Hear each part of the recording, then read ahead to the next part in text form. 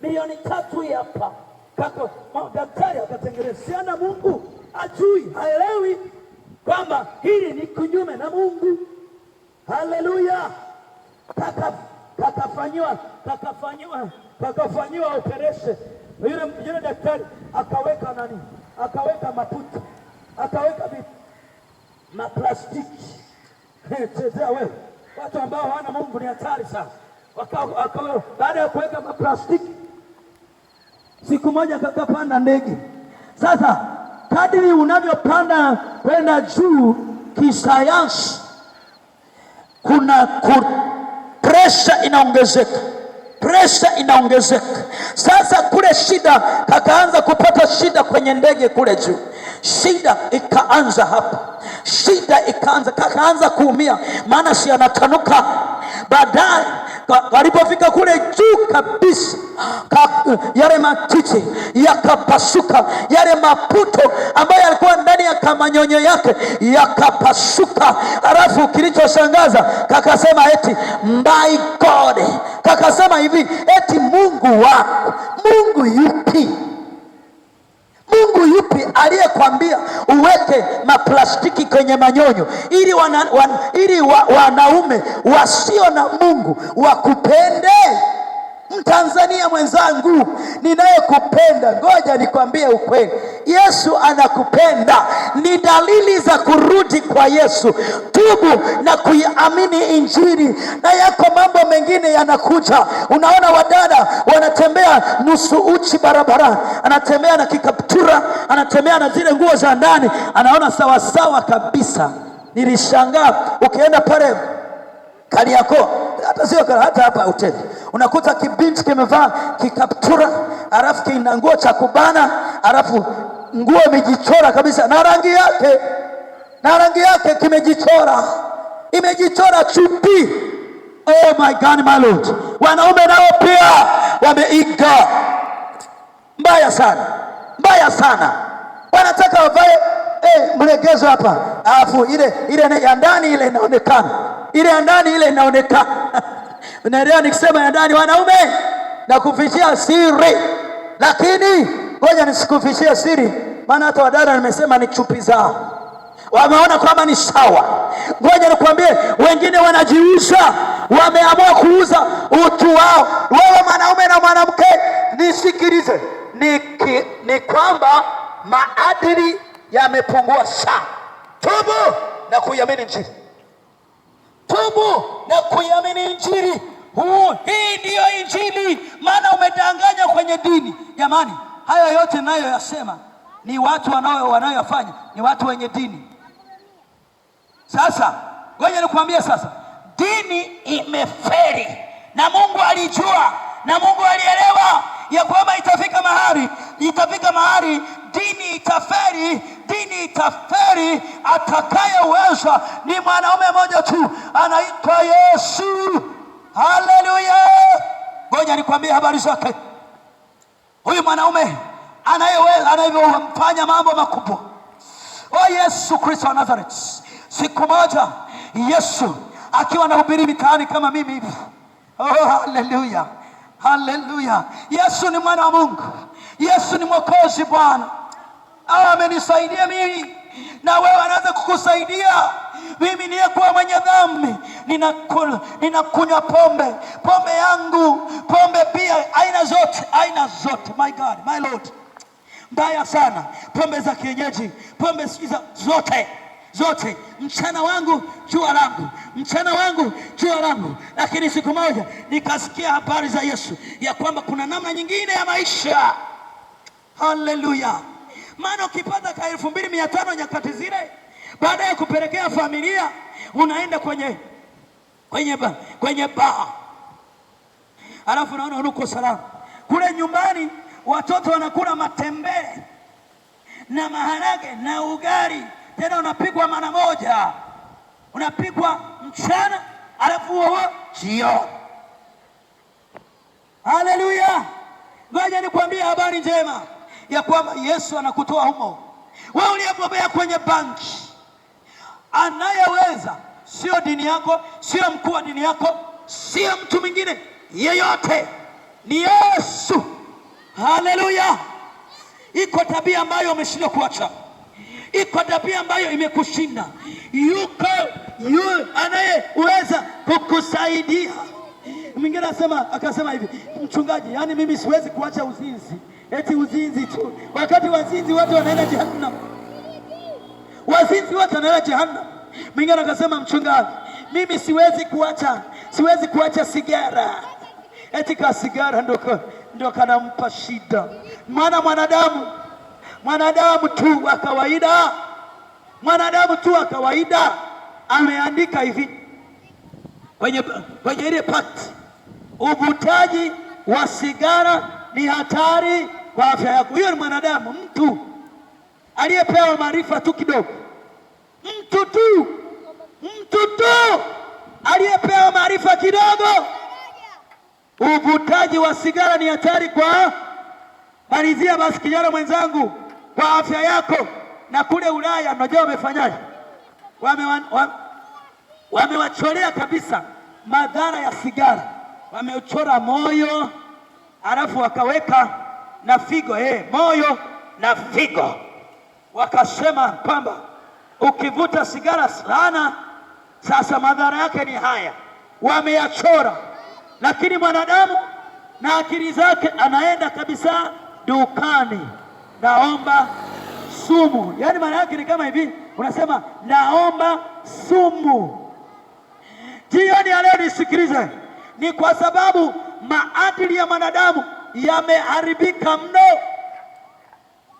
Yesu tu ambaye ni mwana wa Mungu aliye hai, aliyeshinda kifo na mauti, yeye alikufa kwa ajili ya dhambi zako, alikufa kwa ajili ya dhambi zako baba, dhambi zako mama. Alafu siku ya tatu akafufuka, alafu yuko mkono wa kuume wa Mungu. Neno Mungu anasema kwamba anasubiri sasa apewe taarifa kwamba njoo sasa duniani, ndipo kiama inakuja. Hapo ndipo kiama sasa inakuja. Lakini ujumbe wa leo ni tubu na kuiamini Injili. Hii ndiyo Injili. Kama bado unatembea katika kuporomoka kwa maadili, alafu mbaya sana sasa, bado watu wanashangilia wakiona mtu amevaa uchi, wanashangilia. Vijana siku hizi wanakesha kwenye simu, TikTok na mitandao mingine mingi. Yaani ni hatari tupu. Wamashinda katika hayo, hapo wanaona ni salama. Ukimuuliza chochote, anachogusa ni hayo tu, anashiba hayo, moyo umejaa hayo. Sababu ya ibada itakuwa wapi? Ibada itafanyika wapi? Sehemu ya ibada ni wapi? Jioni ya leo baba, jioni ya leo mama, jioni ya leo kijana, ujumbe ni tubu na kuiamini Injili. Na hii ndiyo Injili. This is the gospel. Wazungu wanasema hii ndiyo Injili. This is the gospel. Na jioni ya leo kwa kweli nitaishia hapa.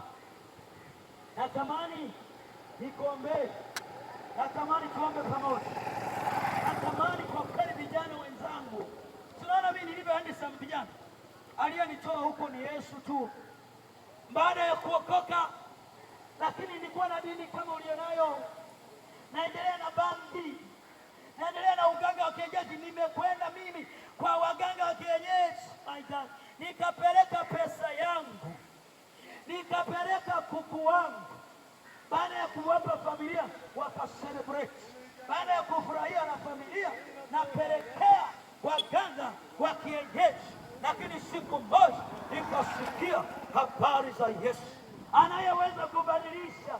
Nakwambia hivi, niko salama.